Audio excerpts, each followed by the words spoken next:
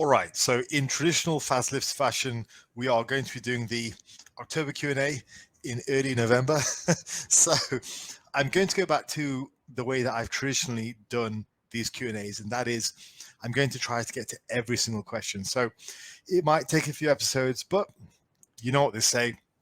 When you get onto YouTube, one of the first things they say is make content for your audience. And what better content than questions which you guys have asked me? So let's start off, and I'm just going to reel off as many as I can before I get bored and we call it a day. So first question is from Ben Mitchell. Thank you for the question, Ben. He says, for the rest of your life, you have to train using either exclusively free weights or machines and cables.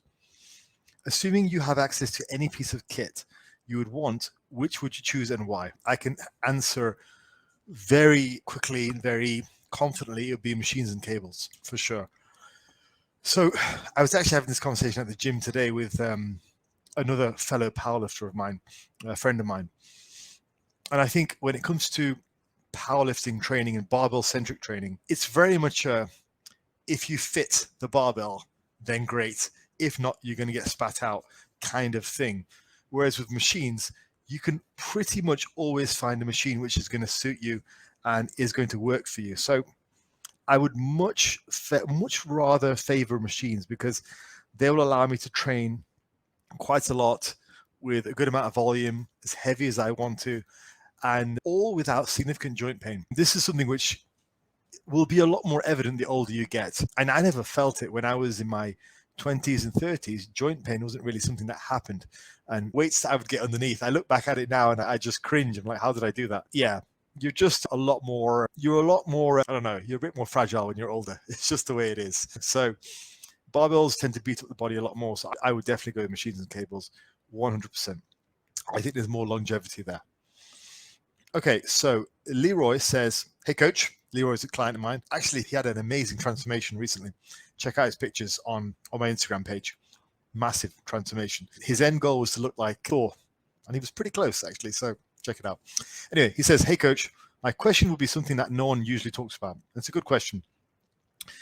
Is what you do for a job, should that be a major factor when planning your routine?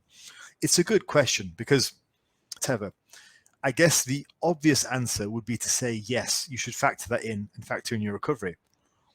But then when you look into that a little bit more, the answer is not quite as obvious. So most of my life, as you guys know, I've been a powerlifter. And most of my powerlifting crew were laborers. They were manual laborers, worked in construction or various odds and end jobs. I was probably the only guy who had a sort of a profession or a relatively sedentary career. And it's not always obvious how that's going to affect your training because some of those guys were a lot more robust than I was. They could do, that might be an age as well because I was a bit older, but some of those guys were a lot more robust than I was. So it wasn't necessarily as clear cut as you might think. The guy who does manual labor all day is going to need to have a routine which is a bit more low key. Actually, the body is very resilient and the body adapts very well. And some of those guys could outwork me completely. So yes, you would think it would be a consideration. You would think it makes sense. You're out laying bricks all day. You're probably not going to have the energy to train. But the body adapts. It becomes stronger. And just speaking very honestly, some of these guys who spend all day behind a desk, they end up being a bit soft. They might need a lot more building up. And I think that's probably the key. A lot of guys I know who come from a very sedentary background, the initial focus is on building the work capacity because the work capacity is awful. I think it's one of the reasons why I got so much out of building my work capacity early on in my life. I built a tremendous amount of work capacity, did lots of volume in the gym, and that really grew me. It was only later, like now, I do a lot less volume and I'm a lot more moderate and I can work on that and I get good gains. But yeah, early on in my life, I responded tremendously well to sky high amounts of volume, and it's probably because I had a relatively sedentary background. So I think in the end, it's probably still a case of finding out your individual tolerance to exercise, whether that's a split you like, the machines or barbells you like, but the last question, or the volume loads. It's probably still going to be a case of we've got to find what works for you as an individual. It is attractive to try and summarize these big questions by saying, I've got this job, or I've got kids, or I've got this, I've got that. But I don't think it's accurate. I don't think there's really a shorthand way of doing it. I think you have to get down and dirty and figure out what works for you, sadly. But that is the training. That Timbo Slice says, do you need to add weight to pull-ups for bodybuilding? I've heard 15 full ROM strict standard pull-ups is quite advanced. Yeah, for sure you need to add weight. It's pretty standard across the board. I think there are ways of making pull-ups harder, for sure. So if you go from 15 pull-ups where your chin is barely touching the bar to 15 pull-ups where you have a wider grip and your chest is touching the bar right the way up, like a Franco Columbo style, then that's progress. And that might take you a year. But ultimately, you're going to need to add weight. There's only so far you can go with your body weight. So yeah, for sure. There are harder variations, but at the end of the day, you're still going to be limited by your body weight once you get to the hardest variations. If you have a 15 pull-ups, wide grip, touching your chest at the bar and pausing every time, then it's going to take you a while to build up to that point if that's your goal. But yeah, eventually you're going to need to add weight to the bar. And I don't see why it would be 100% necessary to continue to work up to these super hard variations when you can just add some weight and it provides you with a nice objective standard. My goal would be decent range of motion, particularly a good stretch. The Franco Columbo thing of touching your chest to the bar sounds great, and it's a lot more time under tension, which has some benefits, but we get a lot out of the stretch. So as long as you're stretching all the way down, your arms are straight, you're retracting your scapula enough, and then just start to add weight. The other thing you can do is you can add the pull-ups and the chin-ups at the end of your workout, which is what I do. So typically these days, I'll do pull-ups and dips right at the end of my workout. So my reps are a lot lower than they would be. So I'll get sets of 8 to 12. My cat's saying hello. There she is. So anyway, bless her. So anyway, lost my train of thought now. But yeah, to answer the question in summary, I don't think it's necessary to go for these super ROM range of motion. They're very fun. They're a good standard. They're a good community thing. So I don't doubt anybody for doing that. I know Bald Omni-Man is doing that with a lot of his crew, and that's great. It's a lot of fun. And he's awesome for building energy and enthusiasm around an exercise. And I really like him a lot. But for me, I'm probably going to stick something a bit more standard. Full range of motion, add weight. Let's go. Or perhaps do it later on in the workout so you're forced to lower the reps and lower the load. Okay. Next question. All right, we're going to go with, there has an ex-client of mine. It is quite a long question, but actually I've read it before and it's quite easily summarized. Essentially, he stalled out. Okay, that's the thing. He stalled out and he's become a dad a few months ago. Congratulations. His diet's all right, but he's not sleeping a great deal. And he's thinking to himself, is that why he's not gaining?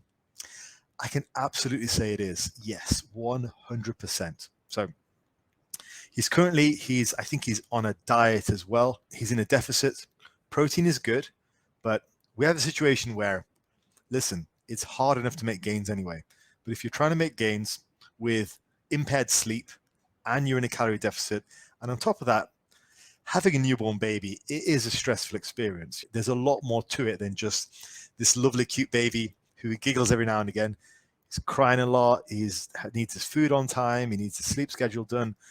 Your 4 or 6 hours of sleep is probably not that consistent either. So yeah, I'd say the best thing you can do is, for now, probably not be in a deficit. I just don't think that's a great idea. And I think this is a case where you've really got to reframe your expectations.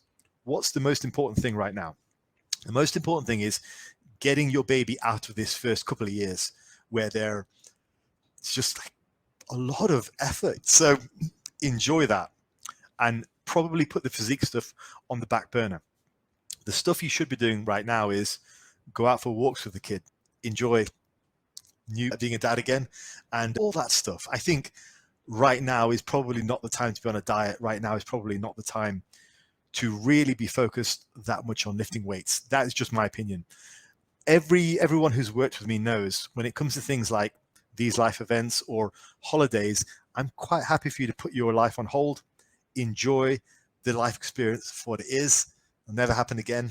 So enjoy it, enjoy time with your family. You guys know that by now. I'm a big family guy. I'm a big believer in taking care of your family, taking care of the important things in life, and then the weights are always going to be there. I mean, come on, I've lifted weights for 22 years.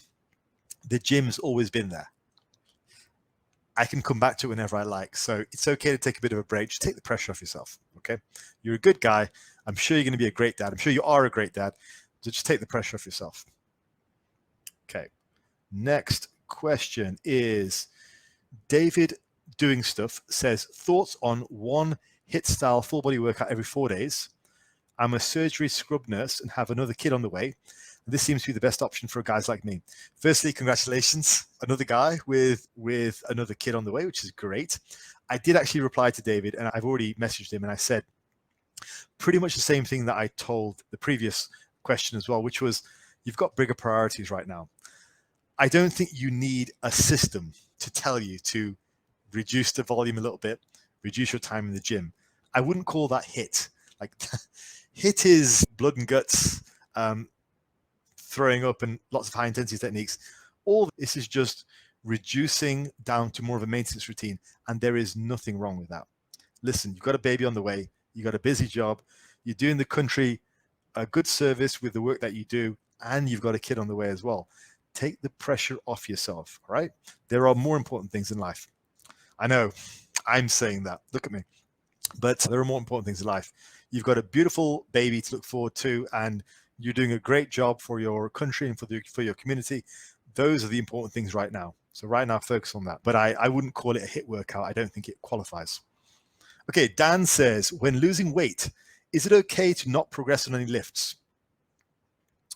Yeah, should I just wait until I'm at maintenance to assess if the training is going well? That's what I do. All of my clients will tell you this.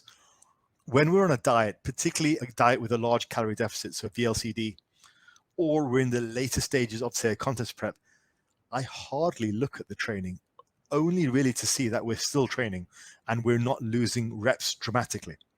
I want to see maintenance. I'm not really that interested in progress at that stage. If you make progress, great, fantastic. But you've got to bear in mind, the majority of my clients are natural guys, and they're your regular Joes. They're either working, they're at university, they're just regular guys. They're not athletes. I do work with some athletes, but the majority of the people I work with, they're regular Joes, regular Jills. They've got jobs, they've got families, they've got a life. So if they're in a diet, particularly if it's in the later stages of a diet, or they're on a very extreme diet right from the beginning, I don't really look for poundage progression. I just look for maintenance. And another thing which I also have as a line in the sand is something like a 10% strength loss is about my limit. If somebody's doing a rapid, very low calorie diet, I don't want anyone to lose more than 10% strength. If that happens, that's our flag to say, okay, pause, stop, maintenance period, regain a bit of that strength before we move on, because that's a little bit too drastic for me. Yeah, hopefully that answers your question. Essentially, focus on your diet, maintain your strength at best. At the very least, 10% drop is what I feel is reasonably tolerated within limits for a natural guy. At that stage, cut the diet, maintain, reestablish your weights, and possibly push down further if it's necessary.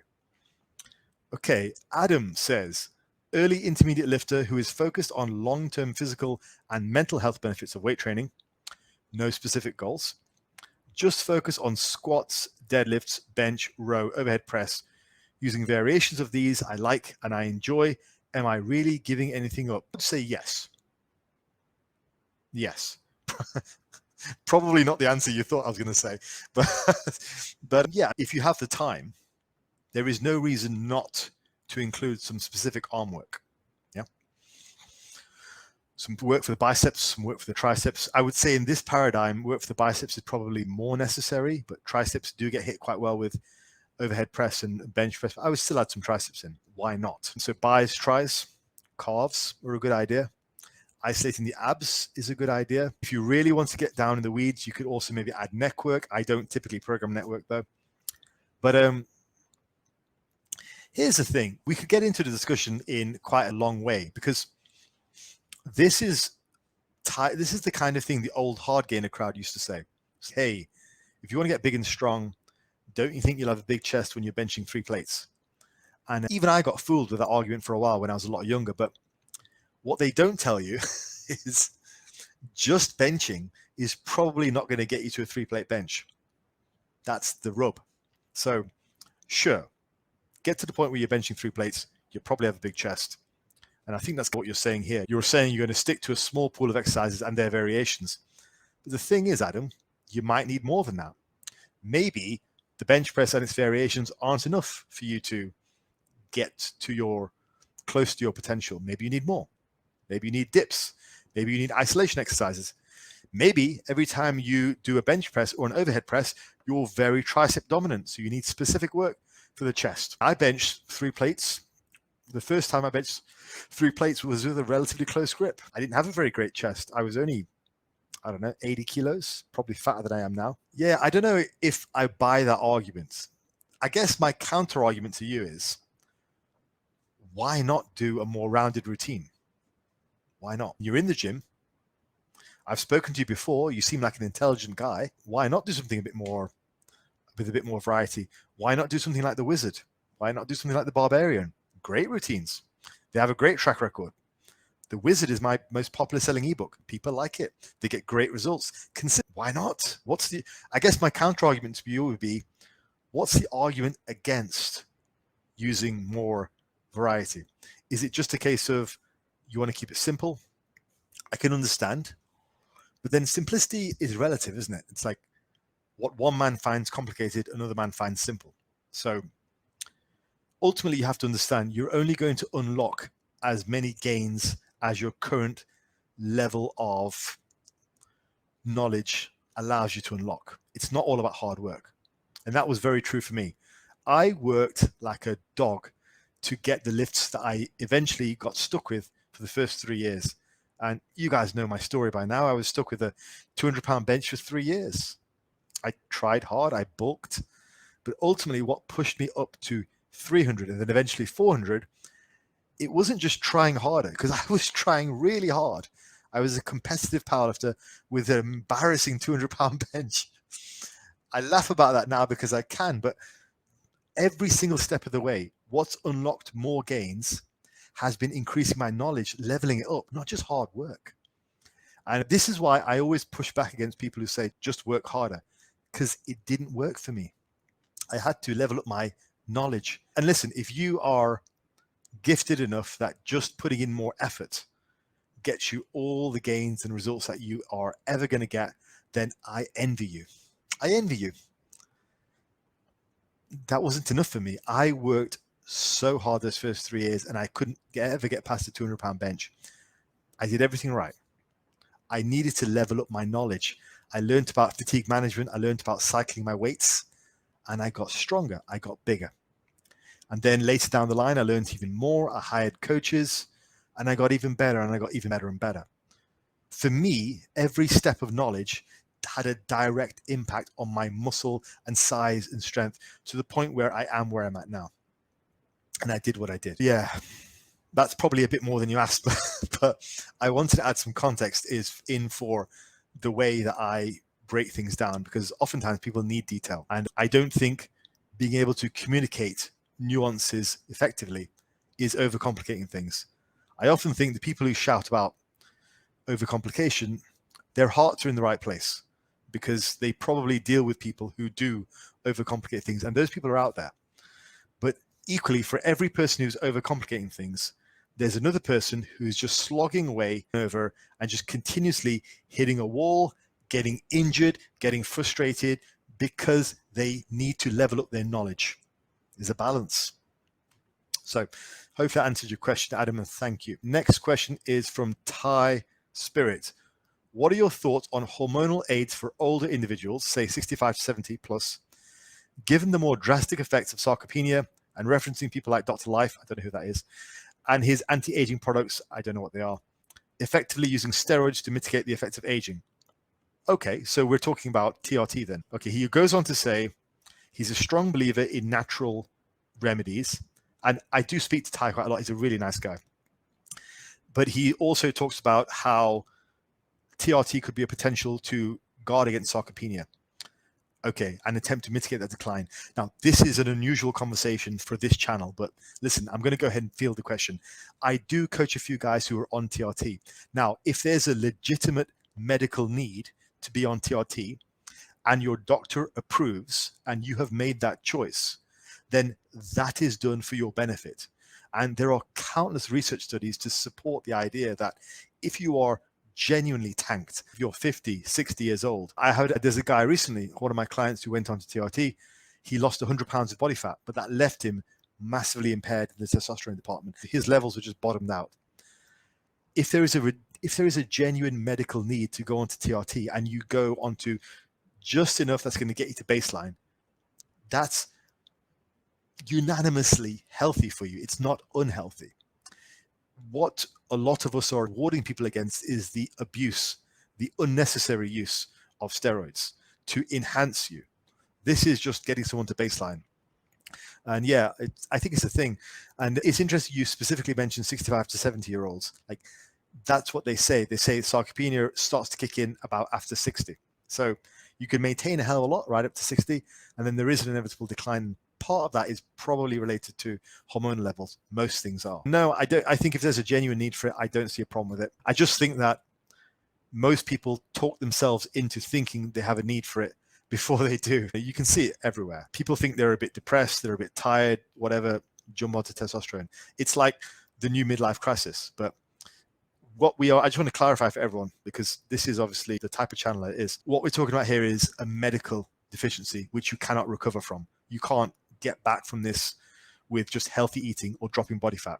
This is a medical condition. So yes, for what you are asking me about, then I think that is definitely a conversation to have with your doctor, and it's definitely a possibility to explore for sure.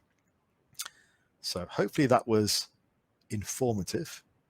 Now, next one by Thai Spirit. Again, another question, and we'll probably end on this because it's a really good question. What are your thoughts on Jeff Nippard's recent minimalist video training protocols? Would you ever program a minimalist routine, accepting the drawbacks outlined in the previous videos, and how would that look? Yeah. And he also goes on to say there's an argument that suboptimal aside, consistency of training factors heavily into results achieved.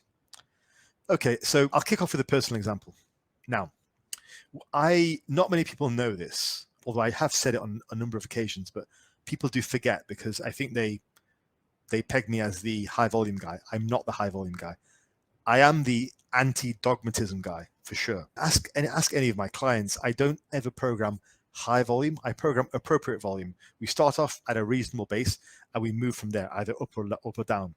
But I'm not a high volume dogmatist, and I'm definitely not a low volume dogmatist. I'm against dogma of all forms. So when it comes to these things like a minimalistic routine, my experience has been this, because I came from a minimalistic background. First couple of years were completely minimalistic routines. That there is this misconception that if you do a minimal routine, you're going to get minimal results. And for people who are okay with getting minimal results, then that's fine. If you want to go to the gym, you don't want to look like a supermodel, you just want to get some gains, do a minimal routine so you'll get some gains. The problem with that approach is it's not true. It didn't work for me. Like when I went on a minimal routine, I got no gains. Do you see what I mean? So there is an inherent sort of positive bias when people talk about, oh, do minimalist routine because I'm a busy guy, I've got a family, I've got work, so I'm only going to go to the gym twice, and I just want some reasonable results. The thing is, when I went into the gym with such little frequency and such little volume, I didn't get some gains, I got no gains. I ran into a wall. Do you see that? Like, it's a really important point that people don't actually, or people seem to forget or glaze over. In these conversations, it's like a trick of language. You just assume and you accept that minimal training time equals minimal results, but minimal results is still some results, and people are okay with that. They go, okay, great, I'll go to the gym twice a week and I'll get some gains. And I have to repeat myself here. When I went to the gym such an infrequent amount of time with such little volume, I didn't get some gains, I got no gains for many months until I leveled up my knowledge. And ultimately, I learned about fatigue management and the role of volume, and I gained. And that was now 19 years ago. So you can see why I'm anti-dogma. And again, I'll just emphasize, I'm not pro-volume. I'm not anti-low volume. I'm pro finding out everyone's individual volume loads. But that seems to be too much nuance for some people. Not you, like you're awesome. I like your questions. But some people seem to misunderstand that. So I don't have much of a say about minimalistic routines simply because I don't like dogma. I'm very anti-dogma. There is some leeway between, let's say, a range where you can gain more or gain less. But once you fall off that range, you gain nothing at all. And that's where I don't want you to be, because you have a dogmatic opinion of, I'm going to be a minimalist. So I don't think you should, I think you should avoid labels is what I'm trying to say. I don't do labels. If I'm taking a pot shot at HIIT, it's not because I'm a high volume guy. It's because I'm taking a pot shot at dogma. I think all too often there's like a psychological trait where people like to put themselves in between two opposing viewpoints. If I say I'm anti-HIIT, then somebody gets in the middle and goes, whoa, calm down. High volume guy, low volume guy, you're both wrong. I'm right, listen to me. There's actually been research done on this. People do that. They put themselves into the middle of an argument to strengthen their position. But sometimes you're not in the middle. Person on one side can be just absolutely wrong. Person on the other side can have a point. So there is no middle there. It's skewed off to this side. Anyway, I'll end there to say that I have actually been discussing with Steve Shaw about putting out some kind of response to Jeff Nippard's routine, but I would like to hear from some people who have ran it for a few months and got amazing gains. It would be cool to hear. I would love to hear that in the comments. Like, what did you follow, for how long? What level of training were you at? Like, how strong were you? How consistent were you previous to that? What was the full outcome? Anyway, I'm going to call it there because it's been about half an hour, and we'll pick this up in part 2. So thank you for the questions.